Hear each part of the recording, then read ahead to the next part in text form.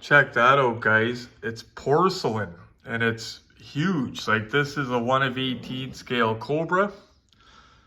Only problem is I just had to glue the wheel back on her. But it's one of the big ones from the Bradford Mint, I think it's called. Or yeah, no, I showed them the 118 Cobra beside it, Glenn, to compare it. But yeah, that's that. Cool idea, it's numbered and all that, but I mean, that's an eyesore. We found half of the part of it, but I don't know if we'll be able to fix it. I got the tire back on though, and it looks good. But we have got stuff to unbox. 3 heavyweights. I found 2 more Exotos in the box from that Racing Legends series. And I found a 1 of 600 Boss Mustang, I believe ACME. So I'm trying to, by the time you guys settle into the video, well, you already know what it is. Duh. I've already done the thumbnail and uploaded it. So whatever car it is, we're going to enjoy it. This episode of Krak It with Retro Collectibles is sponsored by and in association with the Cowie Diecast Museum, killing the value on collectibles since 2019.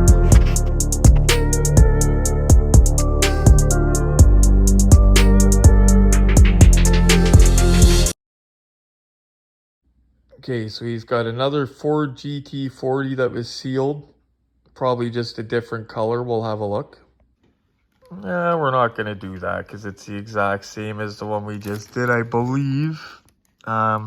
Different color combo, though. Okay, what do we got here? If it's something different... No, you know what? Same exact car, the Cobra, but red. We're not doing the same car. These are beautiful, but we're not doing the same car. And plus, I like the black better anyway. So guys, I said that big thing was 1/12 scale, but that's got to be bigger. It might be 1 of 6 scale or something. What do you guys think? That's a 1 of 18 beside it. So I'm thinking 1 of 6 scale, but for porcelain, it doesn't look bad. Like, it looks like it's actually... Like, when I first opened it up and looked at it in the box, at first glance, I thought it was die-cast. But glad we were able to somewhat fix it. Now we just got to hope to find the other chip for that fender. But enough with this guy. On with this guy.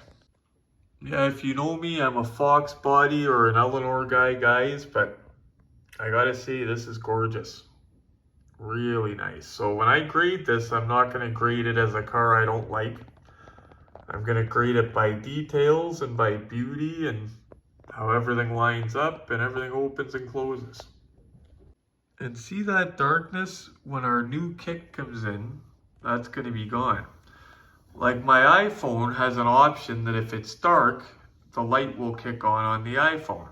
The problem is it's not dark enough, so it won't work. Just the way it sits, the butt, everything. Just the way it's all done. Even the orange, and I'm not a huge fan of orange, but I'd rather it be orange than some like burnt copper or something like that. I like this color better.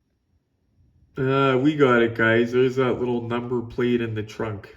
Again, Acme, they put the numbers in the trunk. I wouldn't have known that if it wasn't for an eagle-eyed viewer that seen me saying, where do they put this number at? And he was cool enough to tell me. So thank you, buddy. I'm already putting that knowledge to use. I still learn new stuff every day with this stuff, and I'm not too proud to say I learned something from one of you guys. I hate to say it because you guys know I love Ertl.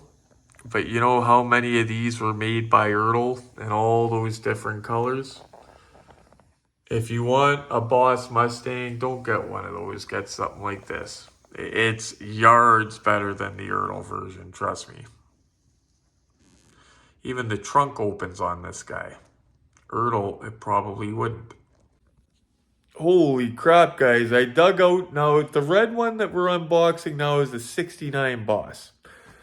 These ones are 70s by Ertl, and they're in the box. I'm not going to take them out of the box because I don't got to take them out of the box to show you the quality difference.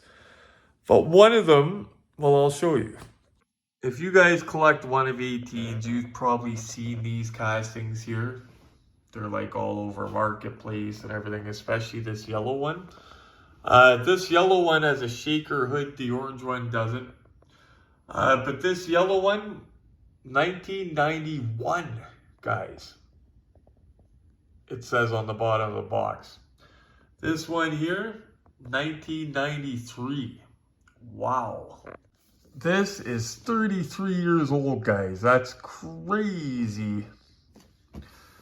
For 33, I think the box still looks okay.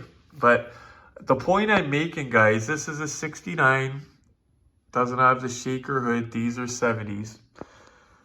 So they're not exact, but they're pretty close. They got the louvered back window like a boss would, all that. Now, obviously, look at the rims on this one. Look at the rims on that one.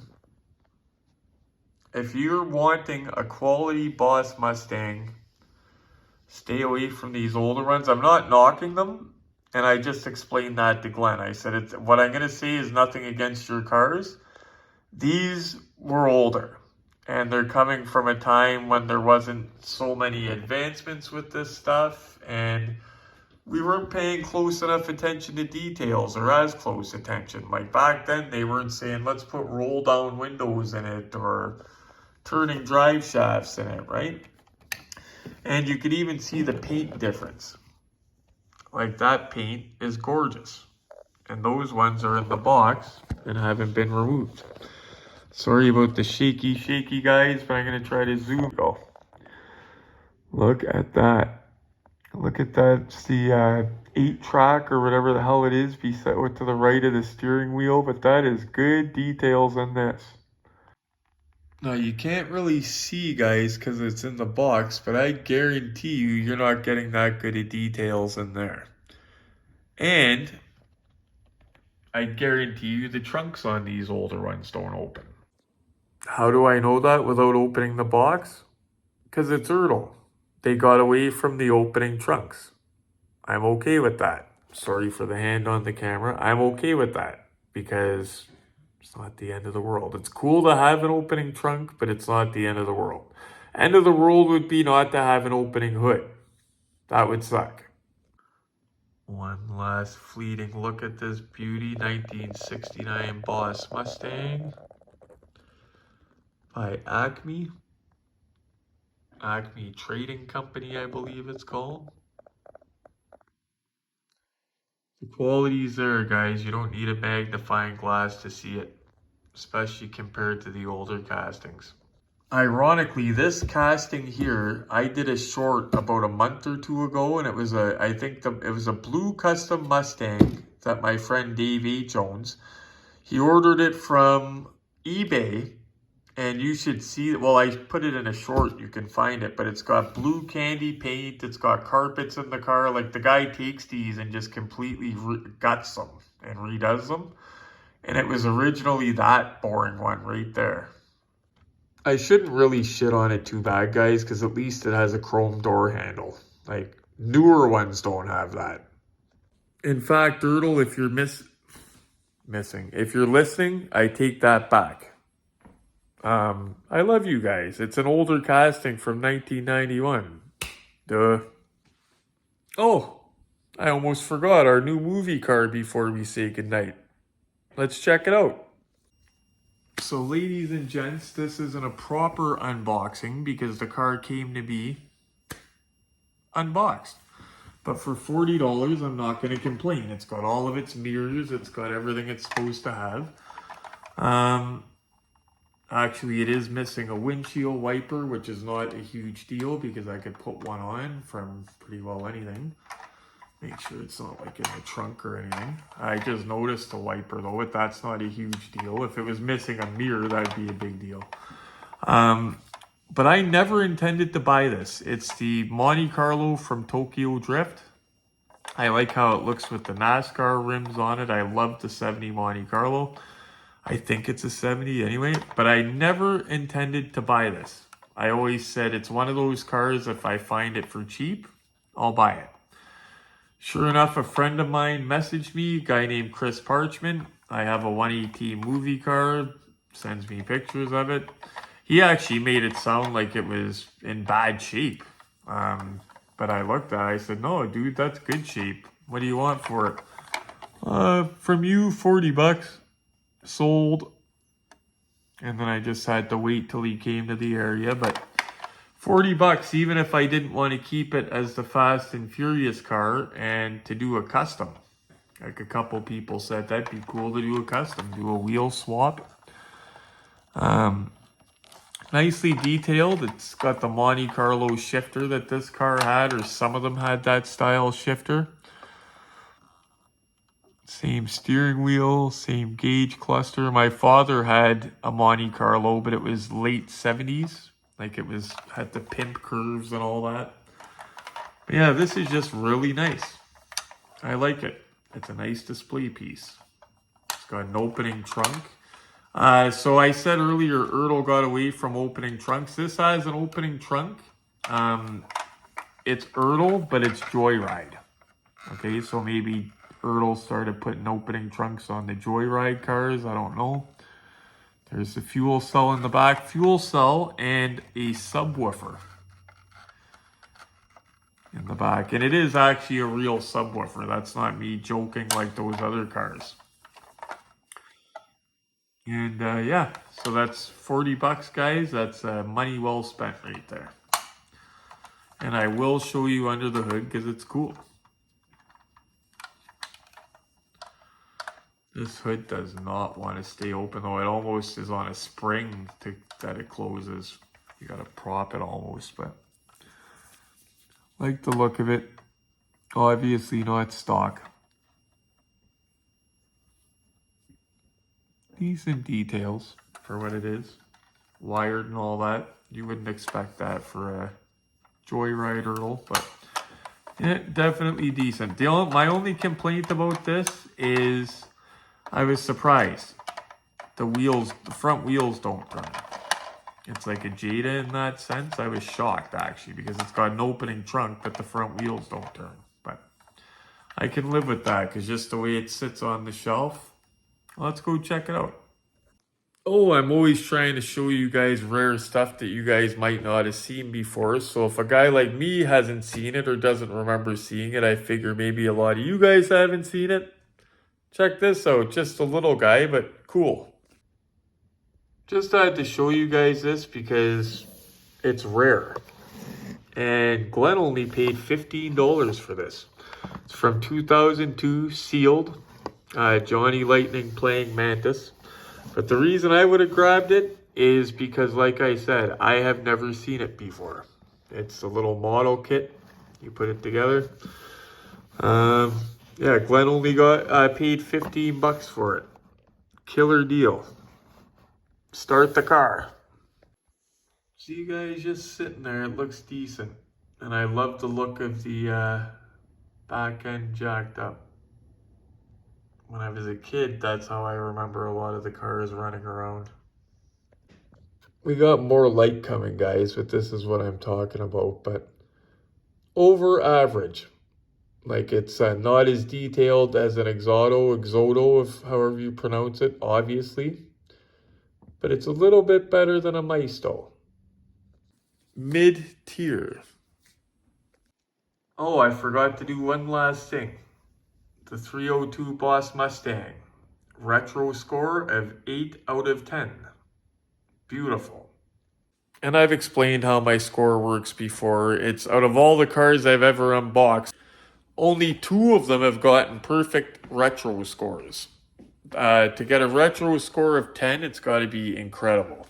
It's got to be pretty well perfect. Like the 2 that got the perfect score was the Ellery brothers with the roll down windows, everything lined up, beautiful paint. And I'm not even a big fan of that particular Ford car. But I stay unbiased when it comes to the type of cars they are. I try to. And the other one that won was the GT40. That got a perfect score as well. The Ford GT40 by, getting tired. What's the name of that company, Glenn? that did the GT40. We got a box out here. Where is it? Exodo. Oh, Exodo. Right here. Yeah, that car, guys, got a perfect score. Check out the video. It's from a couple days ago. I've never seen a car detailed like that. It's insane. Oh, before I forget, guys, you remember that I talked Glenn into selling his Starsky and Hutch Artisan because I wanted it to match this. And this is now matched. That beautiful Starsky and Hutch Ertl Chrome Chase now has a near flawless Ertl regular Starsky and Hutch. Why I say near flawless is this has a tiny bit of paint rash, but not as bad as mine. I've got to say mine's got pretty bad paint rash, but you can't notice it until you get up close, so it still looks great on display. Glenn's paint is a lot better than mine, so he got lucky there. And if you notice, we're going to put the chrome chase on the base too, because if you put the little center base, bolt it back on, it actually centers the car nicely into the display. So we're going to do that to the chrome as well. Little tricks you figure out as you're going along. Look at my goatee, I got out of the shower earlier and just let it go wild, eh? Look at that. Oh, well. And one last thing we got to talk about before I let you guys go. Okay, guys, Glenn is just doing something. I wanted to tell you guys about something, though. Hopefully, he's not making noise, but if he does, I'll shut her down and wait till he's done. But so far, so good. Now, what I wanted to talk to you guys about. So this weekend, I had planned to watch the fight. Francis Ngannou versus Anthony Joshua.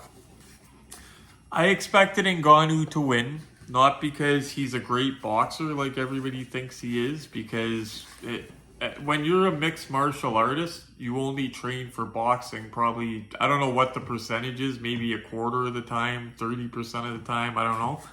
But you don't get the experience. Like, basically, I wouldn't want to box a boxer with a ton of experience if I'm an MMA guy. It's common sense, right? But because it was Anthony Joshua, and because Francis Ngannou can hit and he's pretty tough and has a chin, I'll be honest with you, I thought Anthony Joshua was getting smashed. I'm not a fan of his.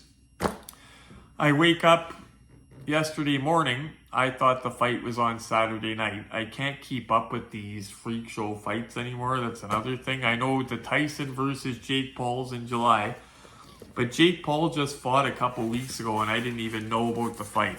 And it was a pro boxer, but the guy had the build of a bag of milk. And he looked like he was in his late 30s. I don't know if he was late 30s, but he didn't look like cutting edge competition. I'll just say that. So that's the second, up until then, that's the second pro boxer that Jake Paul's fought. And he's got a 1 win, 1 loss record fighting pro boxers. Because the first actual pro boxer, just to put it into perspective, that he fought was Fury, Young Fury. But anyway, so I woke up Saturday morning expecting to have a few friends over Saturday night to watch the fights. I was going to get some food, have my friends over. Sorry guys, I'm just putting stuff away, so I'm grabbing something that fell under the couch. But I woke up Saturday morning and I got a message from Max, who's probably watching this video with you guys because he's a viewer. And it was a picture of Francis Ngannou down on the canvas, and it looked like his eyes looked like slot machines. Like he looked like he was on Mars, you know what I mean? With Anthony Joshua standing over him. My first thought was, that's an AI picture, that's one of those Photoshop. I responded back and said, nice picture, but the fight hasn't happened yet, because I thought it was Saturday night. I thought it was somebody screwing around. Then the next thing I did was I did the logical thing and jumped on Google. And within 2 minutes, I was watching the highlights of the fight. And I was going, holy crap.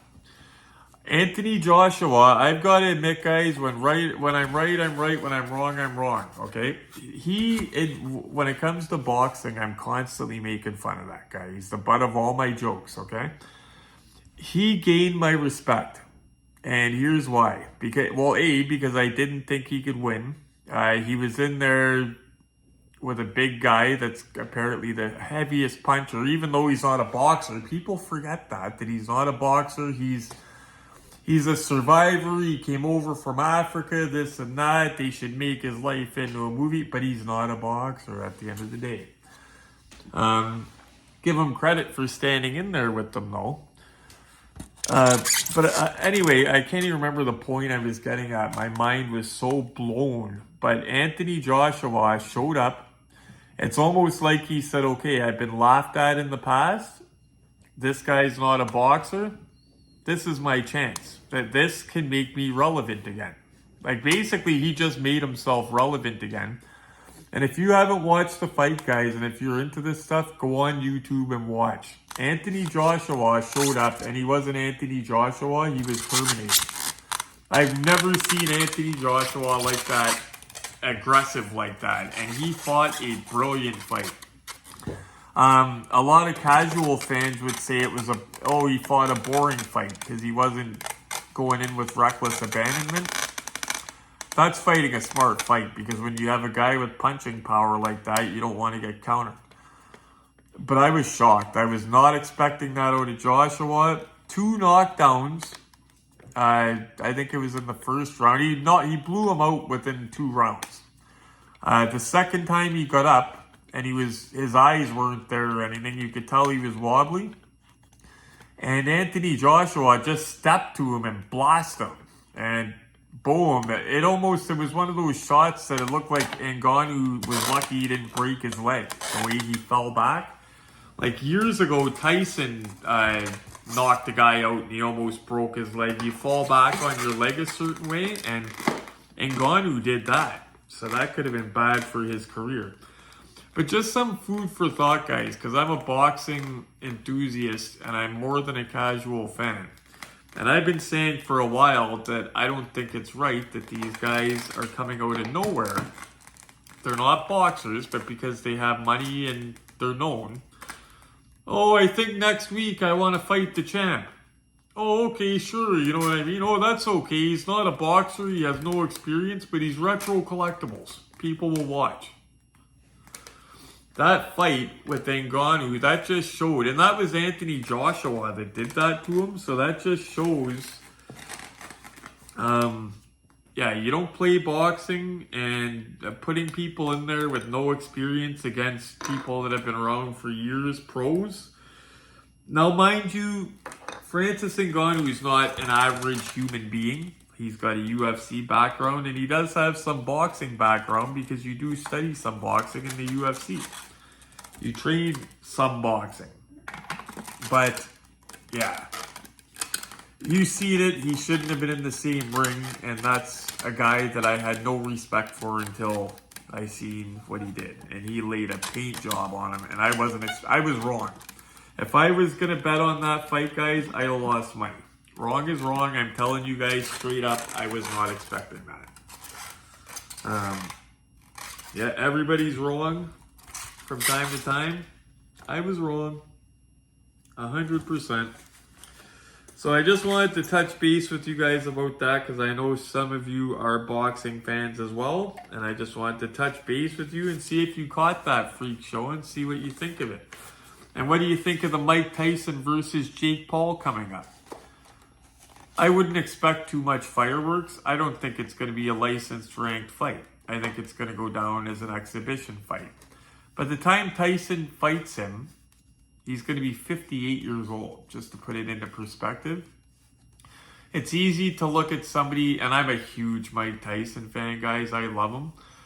It's easy to look at guys hitting a heavy bag and say he looks great. And he does. He looks great for his age. But would I put him in with top-ranked heavyweights? No. And Jake Paul's not a top-ranked heavyweight. But I wouldn't put him in with him if he was. Like, he's tough. He's a legend, but he's 58 years old. You got to call it like it is. So it's probably going to be an exhibition. If it's not an exhibition and I'm wrong and they found some place that'll license it, I hope he knocks that kid's head off to teach him a lesson that you don't play boxing. Although what a lot of people don't realize is that kid is now an amateur boxer. He's got training and he trains hard. So, but he's an amateur. He's got to come up through the ranks like everybody else. Saying that he wants to fight Canelo. And that's another thing.